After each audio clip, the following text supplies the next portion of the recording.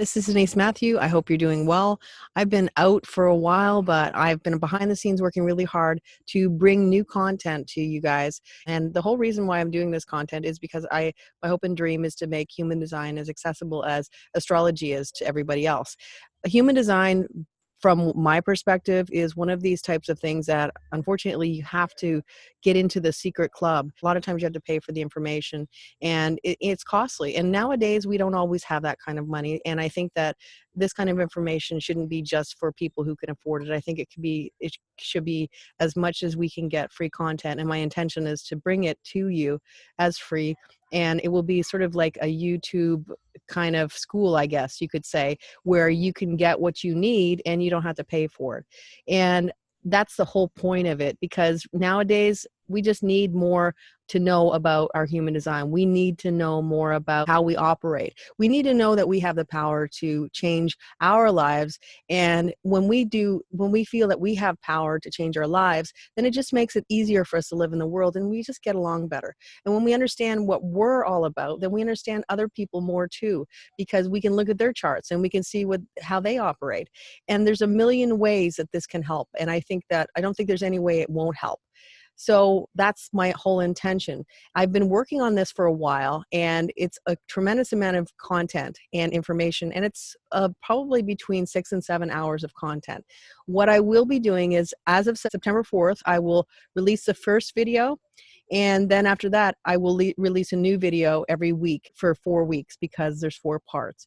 The first part is about type, strategy, and profiles. The second part is authority, as well as the first 3 centers, the head, the ajna, as well as the throat. Part 3 is the rest of the centers. So we have the will center, the sacral, the spleen, the solar plexus, the root, as well as the identity. So all the centers will be covered by part 3.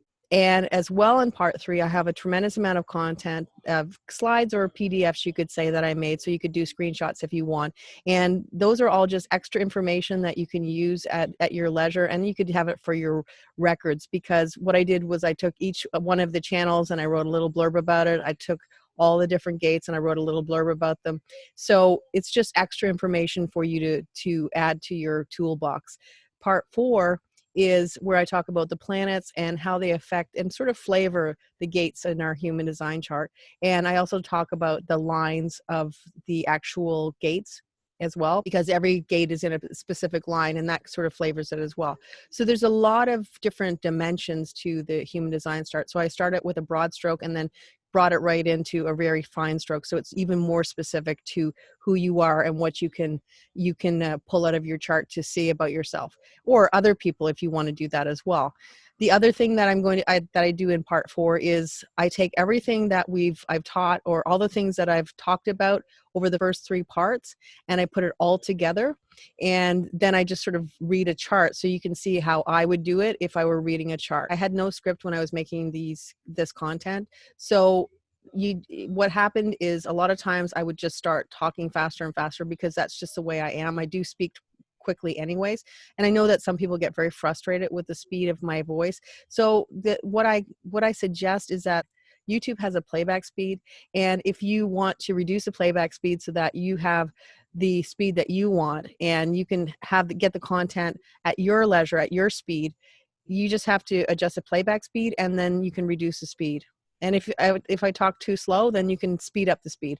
It's really up to you what you want to do. But I just want to add that in, because I think I don't want that to be a barrier for people to not listen to the content because it's frustrating to them. So that is what I plan. It is called HD 101, A Beginner's Guide to How to Read Your Human Design Chart. And like I said, it will start on September 4th, and I will continue to go through. Now, every week after I put it out there will be, as always with every video, there'll be a comment section. Now, with the comment section, I'll see what questions I can just answer in the comment section, and I will just answer them right there if I think it's like something I can just answer very quickly. But if it's something that I feel is more intensive and that needs a little bit more time, then what I will do is I will compile those questions together, and I will make a follow-up video so that you'll have the information and the answers that you need. I want this to be an interactive experience where I'm going to be your guide through the information, through the content, so that you feel like you have somebody to ask questions to anytime you like. I want to make this as much as, if I were going to charge money for this, this is all the things I would do for you. So I'm doing it as if I were going to charge money. So that's the value I've put in it. In the bottom line, the reason why I'm doing it is because I do care so much that people have this information. It's a secret society as far as I'm concerned, and there's just not enough out there. And I'm gonna open the jar of secrets and just sprinkle them out, and you guys can use them, because I think now more than ever in our lives, in this world where we're living right now in 2020, the way it's been, we need to have something that will give us power over our lives and who we are. And just to understand who we are just gives us so much power, so much more confidence in who we are when we walk into a room, or anything that we do in our relationships. Just giving the power to know that no matter what life is throwing at us, we can cope with it, we can take it, and we can just keep walking forward, because that's what it's all about. And that's what I want to give to you. And if it's not for you, well, it's not for you. But if it is, then I'm really happy to have you on board. Any question that you have, I'm open to it. And I just want you to feel free to comment as much as you like, because that's what the whole comment section is there for. And as time goes on, and based on the feedback and how things go with this course, I will probably do more, because I have more information. This is just one brush stroke on a huge system that just gets better and better the more you know about it. And the most important thing usually in the beginning of when you're doing human design is not to be frustrated with the amount of content, and know that as you go along, just take your own time. And some people will buzz right through it and get it done, and just want to have everything in one shot and just know it right away. And other people, it'll take more time, but that's okay. You just go at your own pace, and that's the whole point of it. These videos will be on YouTube as long as YouTube exists. I don't plan on taking them down. So that's going to be your access as much as you want. Other than that, I'm going to just sign off. I will see you back on September 4th when I do release that video, the first video, part 1. And to end this video, I'm just going to put a few clips in, and just a few clips of the videos that I've made, so that you'll see a little bit of a sneak peek of the content or the information that is going to come in this course. Really hope you'll be there. I'm excited about it. And if you are not subscribed to the channel, you might want to, because there is a bell that you can actually hit, that it will tell you when I upload content, so you'll know when part 1 or part 2 or whatever parts are up. So thank you so much for being here. Thank you for supporting this channel. And really, if you weren't here, I wouldn't be doing it. So let's start this new journey together, and let's enjoy it. And I will be back again. You'll see me again soon. And I hope everybody's having a decent summer or winter wherever you live. And thanks for being here, and I'll talk to you soon. Bye for now. Center. When we talk about the G center, it's quite an important center, and I think that all centers are important in their own way, but some centers just have a bigger sort of force that is present in a human design body graph or in your life. So when we talk about the G center, we're talking about a place where the identity, or some people might even say where our soul resides. So you can imagine that that's an important part of any body graph, or an important part of who we are. The center that we're talking about now, we're talking about where we feel lovability, we feel our soul is there, we feel this is where our life purpose is, our direction in life, things that we bring into our life. So we can imagine that if I go back to the whole concept of the first 7 years of life, when we really learn what we can count on, who we can trust, who can love us and who doesn't love us. Did we feel like we were supported? Did we feel like we were good enough? Did we feel like any of those things?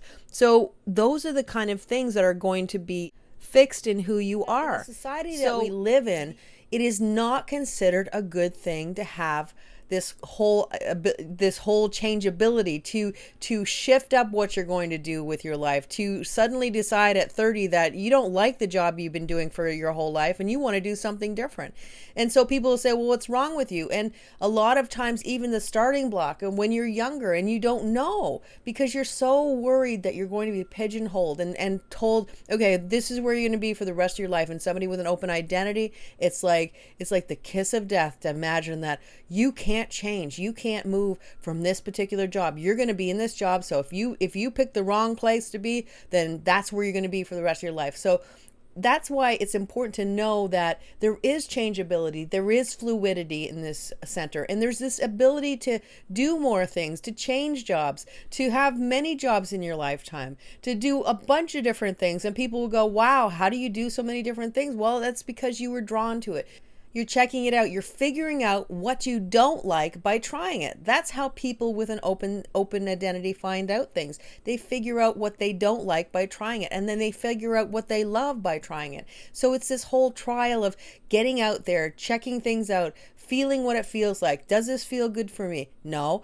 Then move on to something else. Does this feel good? Yes, this feels good. So you're imprinting yourself. So we talked about the gate of 51, which is a gate of shock, and this is the willpower to get through the shocking experiences that bring you closer to spirit. We have the gate 21, which is all about control. Now this can be about somebody who likes to control just about everything in their life.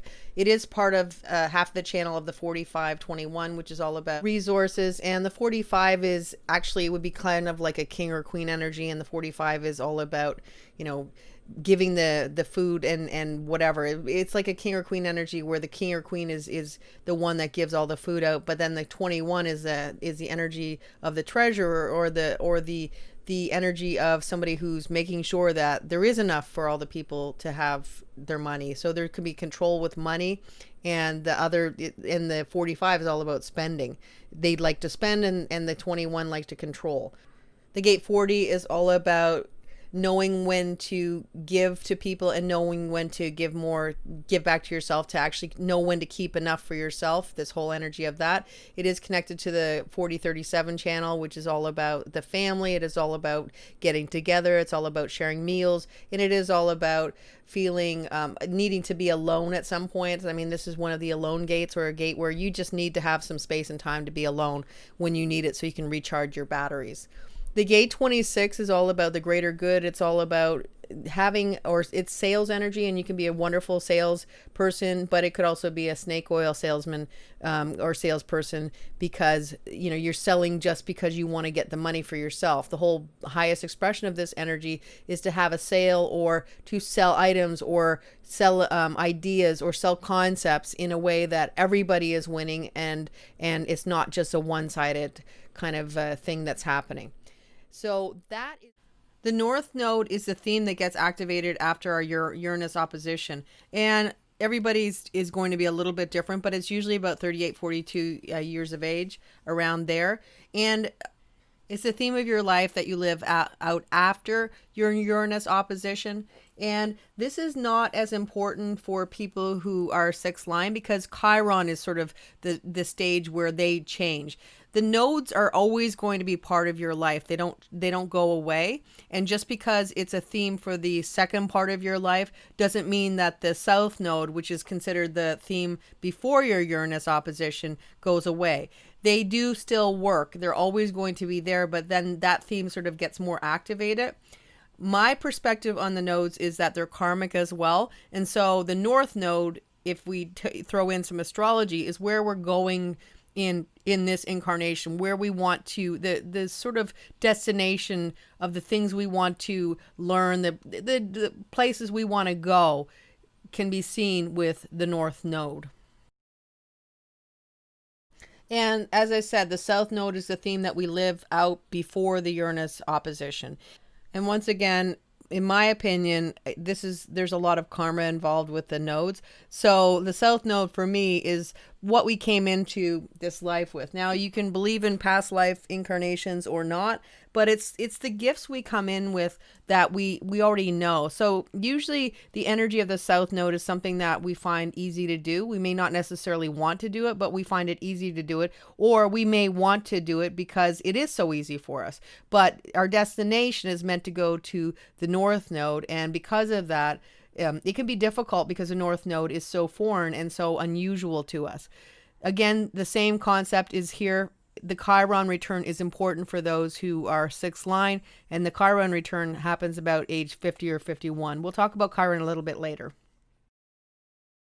When we're talking about a 2-4 profile, we're talking about a profile that is actually very good in their idea that the second line is all about being called out, or sort of being asked to show your talents to the world, whatever they are.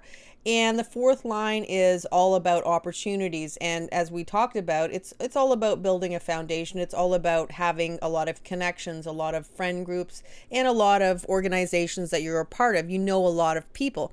So when you think about it, you have this stable foundation of people and opportunities that come from the people who you know, but you're also being called out about these opportunities. The second line is the hermit energy, the energy that likes to be alone to process what's going on in their life.